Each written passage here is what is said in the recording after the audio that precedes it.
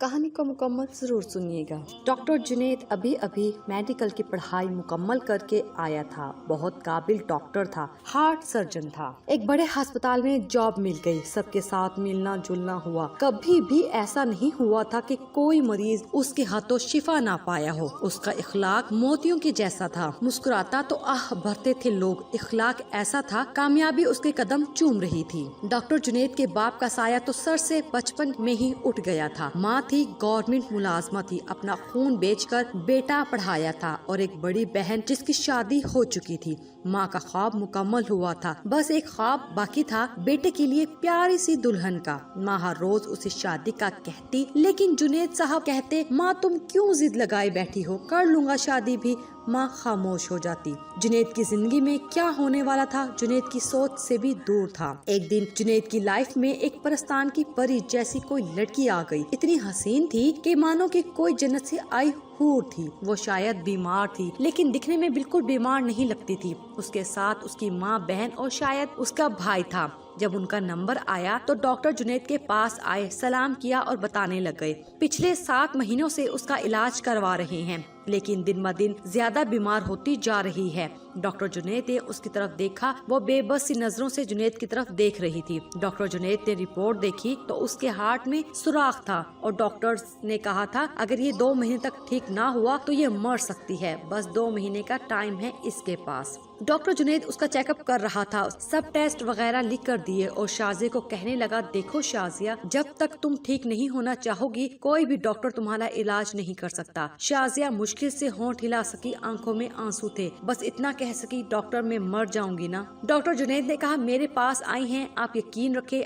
आप मुझसे ठीक हो जाओगी। बस जुनैद को सब भूल कर शाजिया का चेहरा याद था। अब उसे हसीन परी का चेहरा जो 20 साल की उम्र में मौत से लड़ रही थी। जुनैद ने शाजिया का इलाज करना शुरू कर दिया। शाजिया हर नए दिन के साथ जिंदगी की तरफ लौटने लगी थी। डॉक्टर जुनैद का जादू जैसे काम करने लगा था। वो शाजिया के दिल से बीमारी का नाम निकाल रहा था। शाजिया सब हैरान थे कि हमने इतने बड़े बड़े डॉक्टर से इलाज करवाया, रिपोर्ट्स भी ठीक आई थी। शाजिया के चेहरे पे एक चमक अलग सी नजर आ रही थी, और जुनैद को शायद शाजिया से मोहब्बत होने लगी थी, और शाजिया को भी वक्त के साथ साथ शाजिया बिल्कुल ठीक होने लगी थी। एक दिन शाजिया जुनैद के पास बैठी थी, अकेली थी, कहने लगी, डॉक्टर जुनैद आप मेरे लिए फरिश्ता हैं, मैं मरना नहीं चाहती, डॉक्टर मुझे जीना है, और आपने मुझे जिंदगी दी, मैं आपका ये एहसान कैसे उतारूंगी।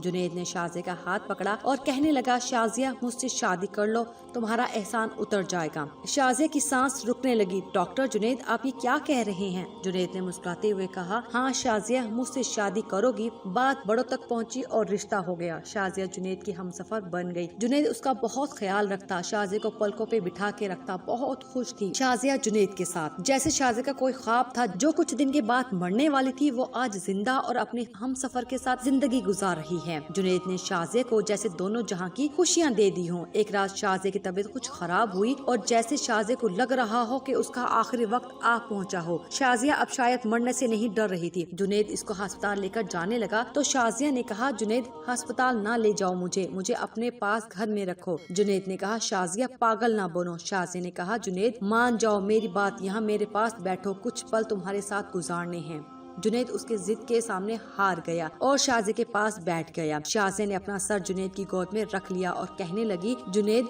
खुदा को तो मैंने नहीं देखा, लेकिन शायद खुदा तुम जैसा होगा, इतना प्यार करने वाला। जुनैद मैंने शादी के बाद वो रिपोर्ट पढ़ ली थी जिसमें लिखा था कि मैं बस 8 महीने तक जी सकती हूँ। जुनैद तुमको पता है मैंने इन 8 महीनों में अपनी पूरी जिंदगी जी ली है, मुझे अब खुदा से कोई शिकवा नहीं है। जुनैद तुमने मुझे दुनिया भर की खुशियाँ दी हैं, पता नहीं तर्स खाकर या मोहब्बत से, जो भी था मुझे तुम्हारे साथ अच्छा लगता है जुनैद। शाजिया की आंखों में आंसू पानी की तरह बह रहे थे। शाजिया ने जुनैद के हाथ को चूमा और कहने लगी, मेरे लिए इतना ही काफी है कि मेरी कब्र पे मेरे नाम के साथ तुम्हारा नाम लिखा जाएगा। जुनैद बेबसी के आलम में तसल्लियां दे रहा था, लेकिन आज सब बेअसर था। शाजिया आंसू साफ करते हुए, जुनैद एक हक मांगू, तुम इनकार तो नहीं करोगे ना? जुनैद ने कहा, हाँ शाजिया। शाजिया ने कहा, पास आओ थोड़े। माथे पे चूमते हुए बोली, जब दूसरी शादी شادی کر لوگے میرے مرنے کے بعد تو میرا ذکر کبھی نہ کرنا اس کے سامنے، میری سب تصویریں اتار دینا، میری کوئی یاد سامنے نہ رکھنا، تم کسی اور کی باہوں میں ہوں گے نا تو مجھے بہت تکلیف ہوگی جنید۔ جنید میری قبر پہ آ جایا کرنا جنید، مجھے تمہارے ساتھ بہت جینا تھا، بچے دیکھنے تھے، ان کا ماں کہنا سننا تھا، لیکن خدا نے اتنا ہی سفر لکھا تھا۔ اس کی آواز آہستہ آہستہ دھیمی ہو رہی تھی۔ جنید بہت پیار کرتی ہوں تم سے، اگر ممکن ہوتا تو میں خدا سے سانسیں مانگ لیتی۔ جنید جب شادی کر لوگے تمہارے بچے ہوں گے نا